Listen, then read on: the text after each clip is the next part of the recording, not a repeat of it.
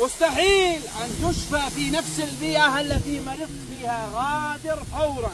فإذا أردت أن تتغير حياتك من الشقاء إلى السعادة، ومن الحزن إلى الفرح، ومن الفشل إلى الجناح إلى النجاح، غير محيطك. الله سبحانه وتعالى قل في الكتاب الكريم: إن الله لا يغير ما بقوم حتى يغيروا ما بأنفسهم.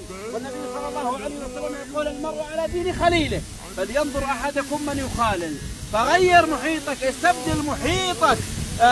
سواء كنت رجل أو كنت فتاة، غيروا محيطكم من الفاسدين والمحبطين الذين يفسدون عليكم دنياكم وأخراكم إلى محيط ناجح، إلى شباب وفتيات ناجحات في أمور الدنيا والآخرة، محافظين على صلاتهم، بارين بآبائهم وأمهاتهم، ناجحين في مشاريعهم. فهكذا ستتغير حياتك. الله سبحانه وتعالى يقول: الأخلاء يومئذ بعضهم لبعض عدو إلا المتقين.